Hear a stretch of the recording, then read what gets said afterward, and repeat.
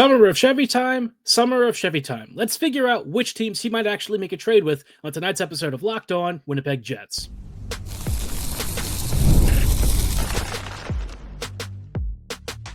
You're Locked On Jets, your daily podcast on the Winnipeg Jets, part of the Locked On Podcast Network, your team every day.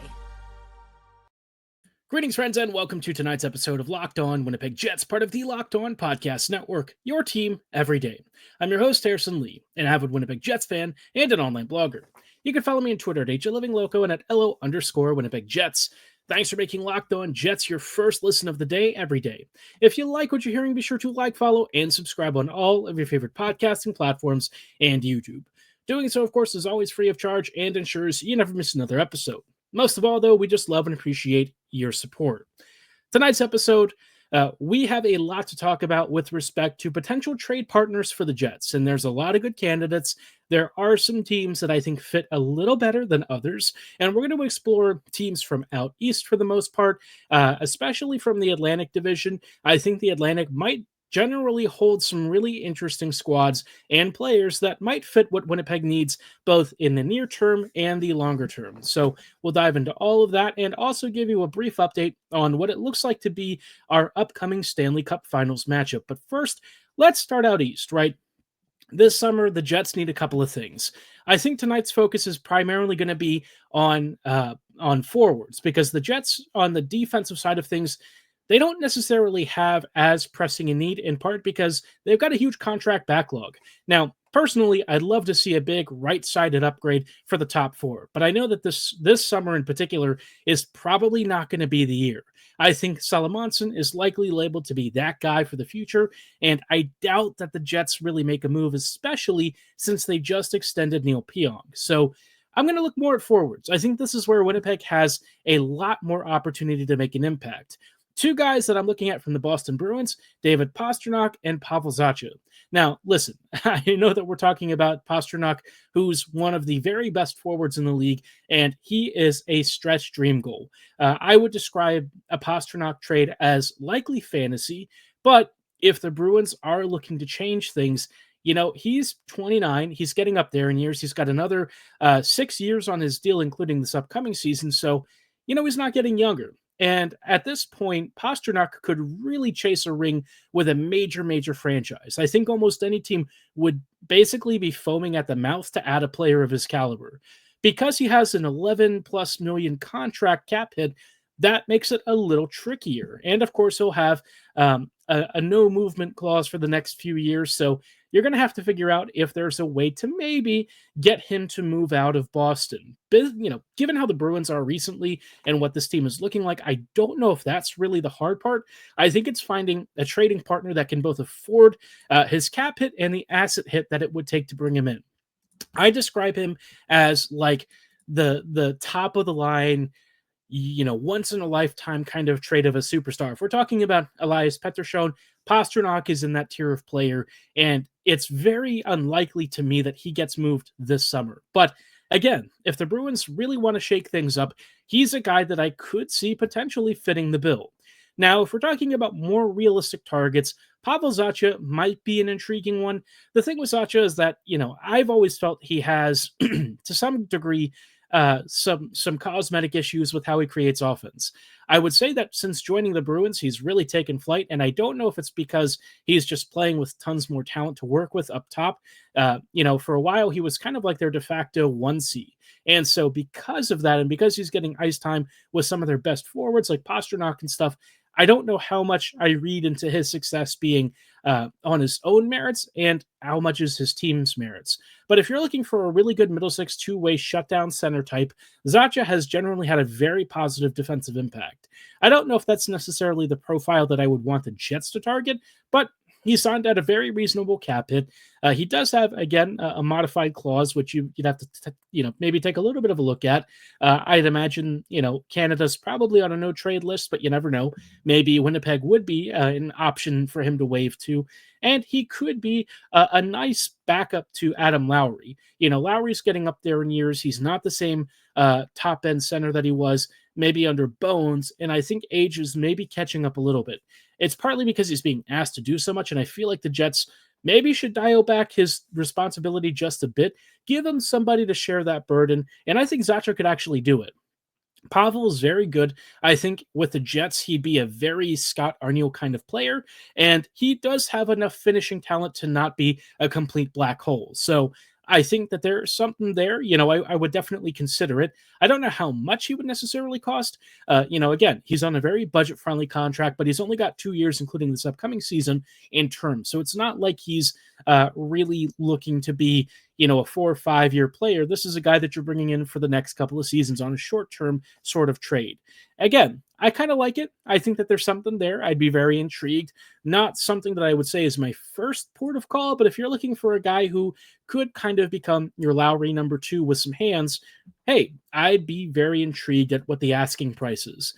If we're looking at other sort of dream scenario kinds of players, there is another team in the Atlantic that has a guy that has sort of been poked at a little bit in the past. I think teams have called about his availability. Tampa Bay, Anthony Cirelli, it's very obvious, right? Cirelli is one of those dudes who's just your ideal 2C, a perfect middle six center with some really good finishing upside, great playmaking skill, strong skating. He's kind of like Dylan Strome, but just a better skater. And I've always liked his versatility on the power play, on the PK, whatever it is that you ask him to do, he can reasonably do. And I think in Winnipeg, he'd really be a great backup to Mark Scheifele. I know Scheifele has his own so-called blemishes as your 1C, but again, the Jets are built to win by committee, and Cirelli's on a very budget-friendly contract for the next 6 years. If you're looking for a guy who, for your next couple of seasons, is going to be kind of like that first Scheifele contract, a little over $6 million, a very reasonable cap hit, a very solid middle to top six center who can kind of slide up and down your lineup and just about do it all. Cirelli really could be one of your big answers. Now, he's going to be expensive, and obviously we're starting to talk about Lambert plus some big prospects and stuff, and so if the Jets do go this direction, it's a big commitment. But, Cirelli for me is one of those guys where I'd absolutely be down with it. I think that there's not many better players in his particular tier that you're going to be able to find. He's got defensive responsibility. He is a strong general play driver. The one thing that may help the Jets a little bit is that he doesn't tend to score a lot. So, maybe that price tag is not going to be as bad as some other players. He's topped out at like 60 points, roughly speaking, this past season. And, given that, maybe you can kind of get a more reasonable B tier package. But again, given how much term he has, given the kind of role that he plays, I don't know if it's going to be that cheap. So something to keep an eye out on. But if the Lightning are looking to maybe change things up and Cirelli's cap hit is something that you want to move, I could very much see him being a really good target. And I think for the Jets, he'd be a very good role player who might actually start to get a little bit more on the scoring upside of things. I think he's a very underrated player. I think he could come into Winnipeg and easily be that 2C fix next to Perfetti and maybe Ehlers if he sticks around or somebody else. Obviously, that's kind of up for debate right now as to who that could be. But, again, Cirelli, you're looking for a skill upgrade. He is a guy that you should be targeting. Now, the Bruins and Lightning aren't the only teams that are probably looking to shake things up. We'll chat about a few other teams that may have some bigger names available on the market in just a brief moment. But before we do, did want to let you know about our friends and partners at Wonderful Pistachios. Looking for a snack that's both delicious and nutritious? Crack into a good source of protein with Wonderful Pistachios. Wonderful Pistachios is one of the highest protein nuts. Each 1 ounce serving has 6 grams of protein, giving you over 10% of your daily value. And they're packed with fiber and better for you unsaturated fats to help keep you feeling fuller for longer. Now, as a Marylander, I love blue crabs. We crack them open all the time. And so I personally prefer the shelled variety, but maybe you need something that's just on the go, whether you're dropping kids off at the school, you need to pick me up during your 3 p.m. work hour, or you need something before you hit the gym. They've got a no-shelled variety that comes in some great flavors. It's very convenient, very easy. You just tear open the bag and you are good to go. So if you're looking for a quick snack on the go that's fantastic and good for you, look no further than Wonderful Pistachios. It's providing all 9 essential amino acids as a complete protein. Get snacking and get cracking with a snack that packs a protein punch. Visit wonderfulpistachios.com to learn more.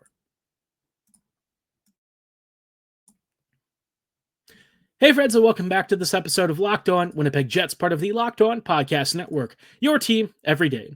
Every day, thank you so much for rejoining us on tonight's episode as we are continuing to chat about this upcoming summer for Winnipeg, which is going to be very pivotal. The Jets have a lot of challenging decisions to make, some big acquisitions that they might need to make, and Winnipeg's in a really good spot to make some kind of a splash. How big of a splash, I don't know. But if I'm the Jets, I'm looking for a 2C, and I'm thinking, this is the time to swing big. This year's draft is not that great. So for Winnipeg, I don't really think that there should be a commitment to hanging on to their pick, unless, of course, some prospects fall down the rankings because people don't really know what's in this middle of the first round sort of pack stuff, and they end up letting somebody really good go to the wayside. I don't know if that's going to happen. It does usually happen every year, but I think this year in particular, there is a lot of ambiguity in the draft space. There's very limited consensus. I talked about it last episode, and because of that, I sort of think that there's a unique opportunity for a team like the Jets to make some sort of a power move, right? There's a lot of players out there who teams might be looking to jettison, and because they need to kind of cut cap and salary and open up some roster spots, maybe you can get a player who's kind of on the outs at a cheaper price. One guy out of Anaheim that I'm sort of wondering a little bit about, and I wouldn't say that he's my first pick, it's Trevor Zegras, right? Zegras is kind of like Kyle Connor as a center. He's all gas, no brakes. This year, I would say Connor has definitely added some defensive impact to his game, which is awesome. Zegras, a little less so. This guy is very much a one-zone kind of player, and recently, he's definitely had a real downturn in form. What's kind of interesting with him is that he's an RFA expiring after the season. He's been linked in a lot of trade rumors, and the thing that kind of really puts me off with him is that I constantly hear rumors about his personality. Now, I don't really know how true this is. I can't speak to it personally. I don't know the guy, so it could be an issue. I don't know. I've heard a couple of folks suggest that he and a few others in Anaheim's locker room are a problem. And so if that's the case, for me, the Jets just went through a really toxic locker room breakup. And so I'm kind of like not loving the idea of trying to rehab somebody's career. The thing with Zegras is that if you can get him to grow up and mature and you bring him into this team and he's able to, kind of instill some of those Winnipeg values into his own, maybe you can turn him around and make him a really good top six center. In terms of elite finishing talent and skill, there's very few players out there who are going to have the sort of untapped potential that he does. We've already seen him score 60-plus points in the season. We know that he's capable of it, but it's hard to actually tease it out of him. And if the locker room thing is true and he's really just not a guy who's all that engaged and serious about his work ethic, well, then you kind of run into a real challenge. So because of that, I sort of wonder if he's one of those buy low candidates. I don't know what the Ducks would be asking for him, but if he is a guy that maybe is sort of on the outs and needs some kind of a reality check, maybe coming to Winnipeg and changing around things and giving it a season to see if, something might change for him personally could turn him into, a really good player to build around. He's got a lot of talent. There's no mistaking that. It's just, I don't know if the off-ice stuff with him is going to be a serious challenge. And you don't want it to be a distraction for this Jets team. Winnipeg's very tight-knit. They've really gotten themselves closer and closer together following, the past couple of seasons. And so I don't really feel inclined to drop a grenade in there. But again, if there's a chance that you can turn his career around and get him on the same page as everyone else, I would be willing to think about it. It's certainly not a player that you should close the door to completely. It's just, I have him a little further down the pecking order. And if Anaheim's price is too high, which there's a chance that it is because they know the kind of player that he can be, I would say look elsewhere first. And speaking of looking elsewhere, there's probably very few players out there who are going to be as hotly contested and as hotly sought after as JJ Peterka. Peterka's on an expiring deal. Obviously, he is one of Buffalo's really exciting young players. He can play down the middle. He's played out wide. He's a very skilled guy. And JJ is a guy who, for me, would be an instant must try and acquire, right? If you're looking to swing and make a big change, Peterka is one of the most intriguing players out there. He's already dropped close to 70-point seasons, just this past year. 68 points on the season, 50 the year prior. He's getting up there in minutes. He's getting up there in responsibility. He's playing in all situations. He's a great power play asset. He does it at even strength. He's just a phenomenal young talent. And so Buffalo trying to get rid of him potentially is really interesting. The Sabres are just very dysfunctional in a lot of ways, and I don't really know how you get out of it. But if you're looking for a player who could become instantly one of our best centers and one of our most talented young players that, again, you didn't have to draft necessarily, but you can bring him in and kind of see what he can do. Peterka is a guy that I would be very interested in. And on a bad like Sabres team, he's generally posted positive shooting metrics, right? He's got, a 2% Corsi relative, Corsi for relative. Last year it was around 4%. So compared to a lot of his teammates, he's generally doing pretty well. And at worst, he's just breaking even in raw Corsi numbers, right? So even shot share is fine with me. Much better if you can actually outcreate a lot of your line mates, which is what Peterka has generally done. And so for me, I'd be very intrigued in what he can do. I don't quite know if he's going to be like a face-off king or anything, but at this point, I'm less concerned about that than I am whether or not he's able to drive play and be a primary scorer.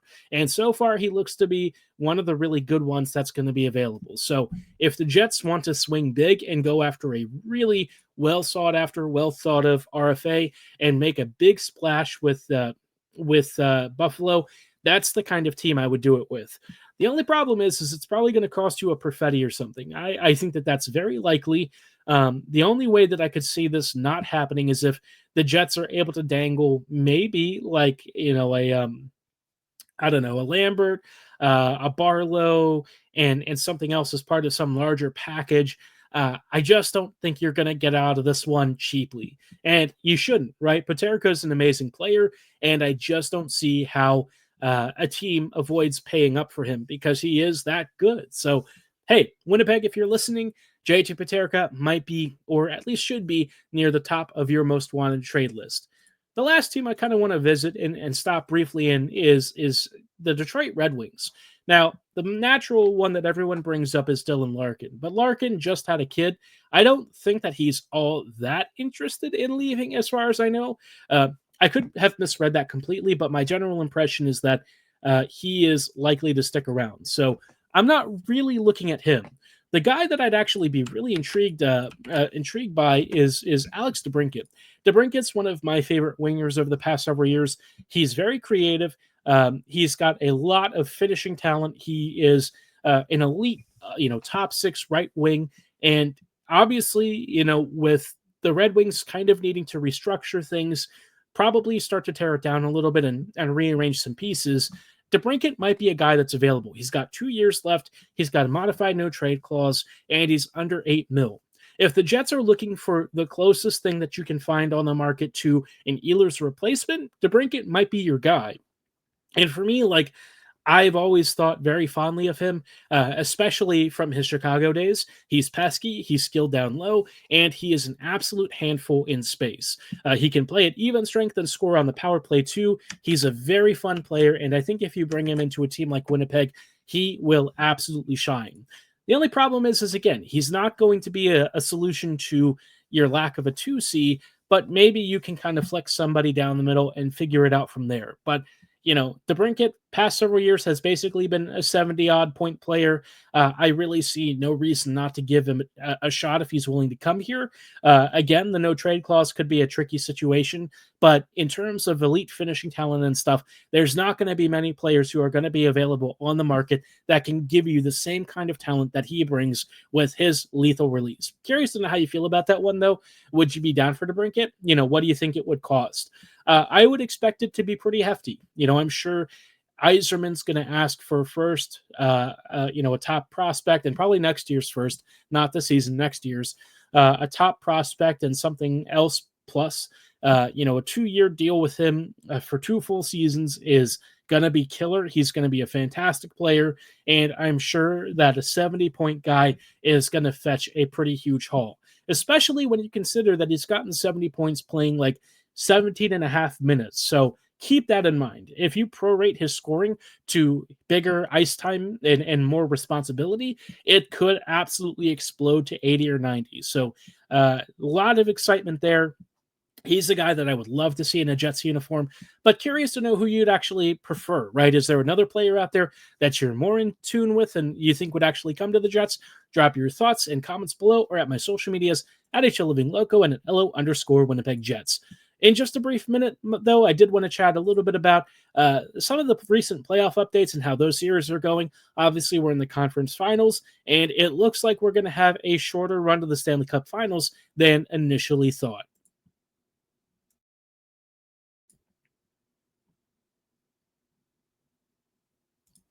Hey, friends, and welcome back to this episode of Locked On Winnipeg Jets, part of the Locked On Podcast Network, your team every day. Every day, thank you so much for rejoining us on tonight's episode as we are just wrapping up really quickly with some thoughts on, the two conference finals. Both the Western and Eastern Conference finals have been a little bit one-sided. I would say that in terms of what I was hoping for and what we're actually getting, it's been pretty boring. The Panthers are winning 3-1 against the Canes, and Edmonton has kind of schooled the Stars and leads them 3-1. Now, what's kind of interesting about Dallas is that I really did think that they would put up a stiffer fight, and it's not like they've necessarily played poorly in these games, but it feels like some of the issues that they had against Winnipeg, where they were kind of relying upon Rantanen or a Granlund to step up, it's starting to rear its head. And when you look at the Oilers, Edmonton's getting scoring from guys like Draisaitl and McDavid to Corey Perry and Kapanen, right? I'm talking about Kasperi Kapanen. He's actually back in the NHL. He's apparently scoring goals in the playoffs, which he didn't really do in the regular season because he wasn't even playing. And so, it's tough, right? If you think about the Jets having been in the same spot, would it have been any different? I suppose the only thing is if, Hellebuck was able to really stiffen up and be Connor Hellebuck that we know and love, maybe he pulls off what he did several years ago when he swept the Oilers. But, that's not super likely. Edmonton's getting not only peripheral scoring, but a lot of it from up and down the lineup from players that I don't know that you really expected it to come from. And, with Draisaitl and McDavid not being 100%, that has made a huge difference. So if the Jets were to have been in this situation, I don't know if it'd be all that different. I do think it'd probably be at least a tied series. I don't know that Winnipeg would have dropped, one of its early home games, but you never know, right? These things are always a little bit tricky. Hindsight's 2020, I suppose, and we can all project as much as we want. We just don't know how it would have played out in reality. But I do think Dallas having some iffy moments there against Winnipeg and coming into the playoffs has started to look a little more stark against the Oilers playing really well at 5v5. And finally, Edmonton's also just getting saves. That didn't happen in the regular season. I don't know what changed for Stuart Skinner, but apparently he's turned it around and has looked a lot more like himself. So if he has finally figured out how to make saves on a consistent basis, it's going to be a real problem once they actually make the Stanley Cup Finals. Now, again, Edmonton is still up 3-1. It's not over. There's still time.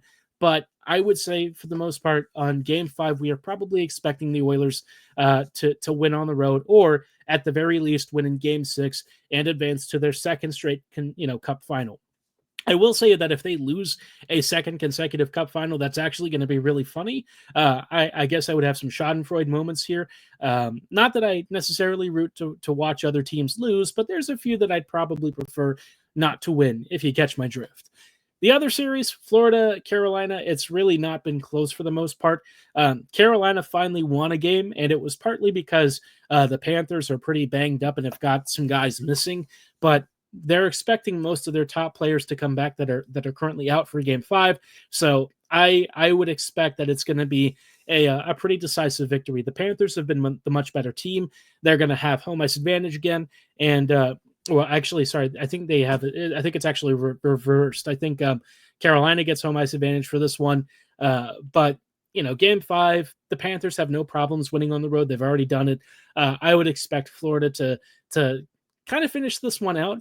Carolina, I think, has put up a good fight so far, but they're just I don't know what it is with them. Kind of like Winnipeg, it feels like they either tire out or they just really struggle under pressure. And when they do, they collapse in some pretty catastrophic manners. And I think that's been a real issue under Brind'Amour, especially in the conference finals. They have a really bad record in the ECF the past few years. I think last night was one of their first wins in some time. I think they're 1-15 or something. Really bad record. So, for the Canes, it kind of feels like, I don't know, something's got to change with that team. I don't know how you move past this, but if they do get eliminated in this round, at this point, I do think you have to fire Brind'Amour. I think he's a very good regular season coach. I think he has gotten a lot of mileage out of this team, and I think that not everything that has happened is on him, but by the same token, he's been the bench boss for a lot of these playoff runs. And at some point, if you are, running through the same issues, you're not seeing enough adjustments and changes, I don't know, right? Maybe it's just time for some sort of a change of pace. And if Brind'Amour does hit the market, I'm sure pretty much half the league would be intrigued by his services. He's a really good coach. He plays a really up-tempo, high shot volume style. Do I think it would be an upgrade for a team like the Jets? Probably not. I think Arniel is fine in that role for now. But I look at other teams that maybe don't have a lot of skill, and maybe that's where he could really help. If you're looking at a squad that perhaps lacks the finishing talent, but could really improve significantly and raise their floor with somebody who's got a really strong system and can elevate a lack of talent, that's the kind of team that could really make use of him. Chicago, I think, is going for Jeff Blashill. And, if Blashill didn't just get hired, I would have thought Brind'Amour would have made a lot of sense for the Hawks. I think he could work a treat with some of their younger players. Maybe he could help Bedard out. I don't know. There's any number of squads out there who could really benefit from a guy like Brind'Amour. And, for all of his faults and stuff, he is a perennial playoff appearer, and that's a lot more than other teams can say. So, hey, if there's a squad out there that's thinking about a big change, and maybe they want to bring in a guy who has quite a bit of recent playoff experience, even if it tends to end in a specific round, he is a guy that they should give a call to. But curious to know your thoughts. I think at the end of all this, I'm just disappointed that the Stanley Cup final is probably going to be Panthers-Oilers again. And if it is that, I would expect... I would say I'm predicting Panthers in 6. I don't know why I get that vibe, but it just feels like they are the team to beat. The Oilers, though, they've played really, really well. And maybe this is finally their year with McDavid in tow. But let me know your thoughts. Who are you rooting for? Who do you hope to see in the Stanley Cup finals? Drop your thoughts in comments below or at my social medias at HLivingLoco and at @LO_Winnipeg Jets. For tonight's episode, though, that's going to be all the time that we have. Thanks so much for listening. Have a great night. And as always, go Jets go.